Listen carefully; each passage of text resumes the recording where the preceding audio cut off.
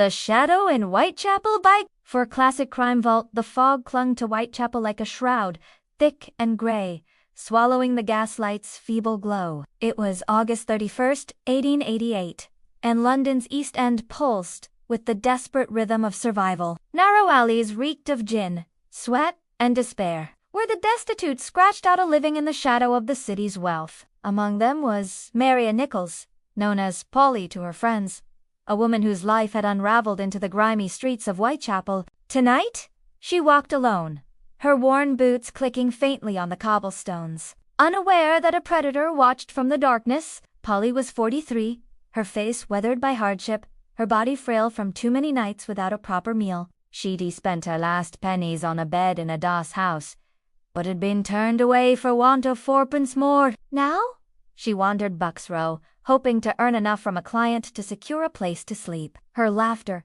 brittle but defiant, echoed as she called out to a passing shadow, "I'll soon have my doss money. See what a jolly bonnet I've got!" But the shadow didn't answer. It moved closer, silent, its form indistinct in the fog. Polly never saw the blade. It flashed, once, twice, slicing through the night in her throat in a single, brutal motion. She crumpled to the ground, her blood pooling on the cold stones, her eyes staring blankly at the sky she'd never see again. The shadow worked quickly, its hands steady, carving into her with a precision that spoke of both rage and control. Then, as swiftly as it had come, the shadow vanished, leaving Polly's body to be discovered by a passing cotter at 3:40 a.m.d.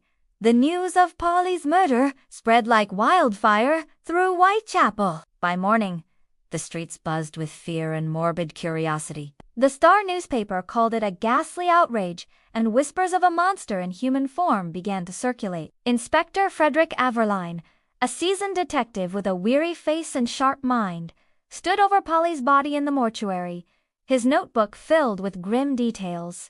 The cuts were clean, deliberate, suggesting a killer with anatomical knowledge, perhaps a butcher, a doctor, or something worse. Abberline felt a chill that had nothing to do with the damp air.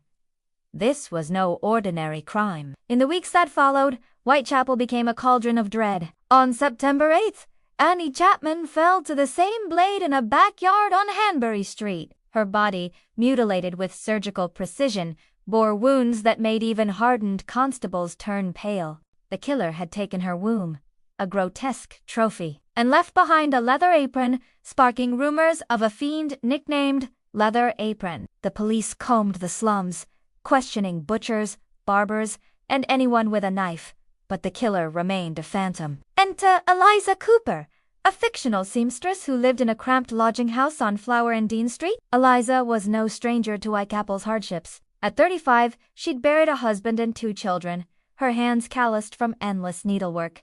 She knew Annie Chapman from the local pub, where they'd shared a pint and stories of better days. When Eliza heard of Annie's death, her stomach churned with grief and fear. She'd seen the crowds outside Hanbury Street, heard the whispers of a monster who hunted women like her, women who walked alone at night, who had no one to protect them. Eliza wasn't one to sit idle. She began asking questions, talking to the street girls, the costermongers, the pub regulars. She noticed patterns.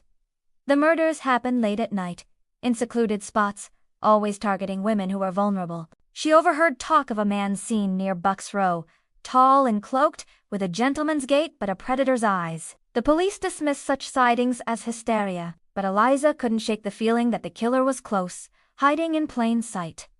On September 30th, the terror doubled. Elizabeth Stride was found in Dutfield's yard, her throat cut but her body untouched, as if the killer had been interrupted. Less than an hour later, Catherine Eddowes was discovered in Mitre Square, her body savaged, her face mutilated, and her kidney missing. The police were baffled. Abberline, now leading a task force, pored over maps and witness statements, but the killer left no trace, only blood and fear. The press dubbed him Jack the Ripper after a taunting letter arrived at the Central News Agency, signed with that chilling moniker. The letter mocked the police and promised more bloodshed.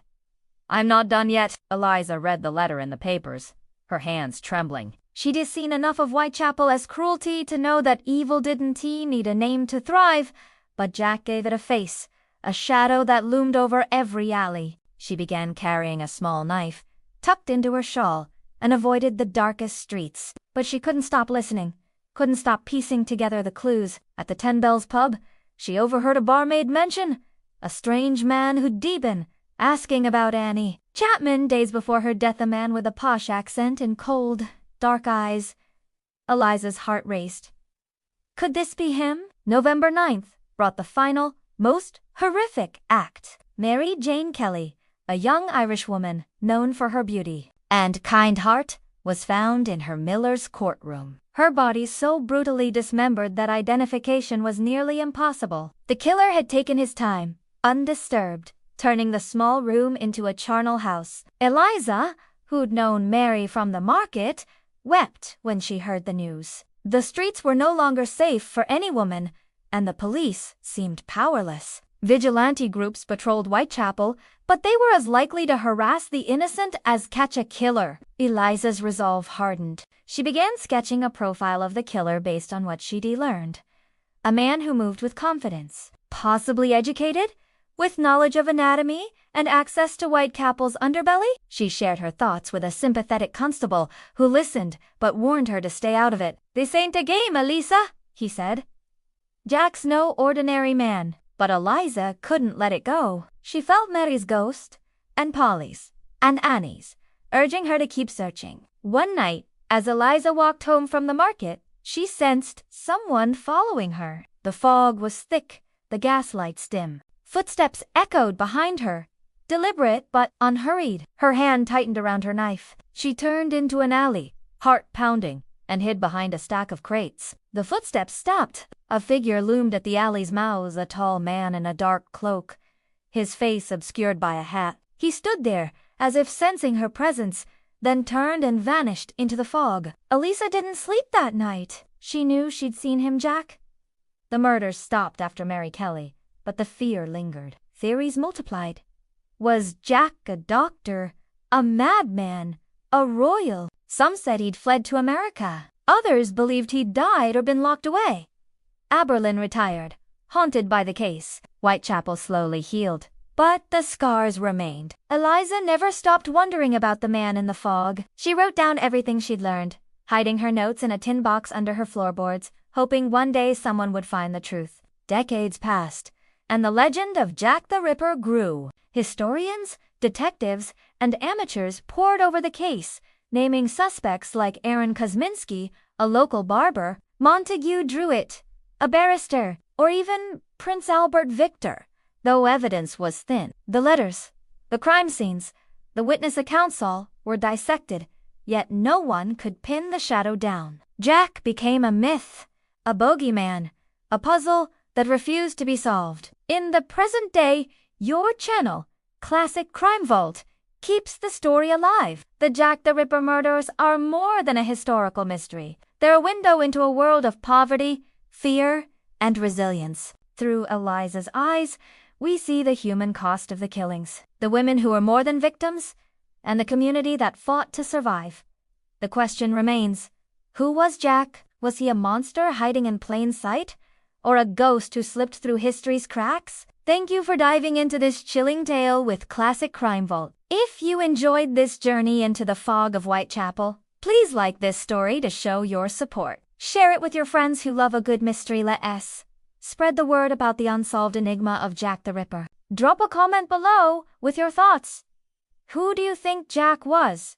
Have you heard any wild theories? And if you want more gripping true crime stories, subscribe to Classic Crime Vault for weekly dives into history's darkest cases. Hit that notification bell so you never miss an episode. Together, let's keep unraveling the mysteries of the past.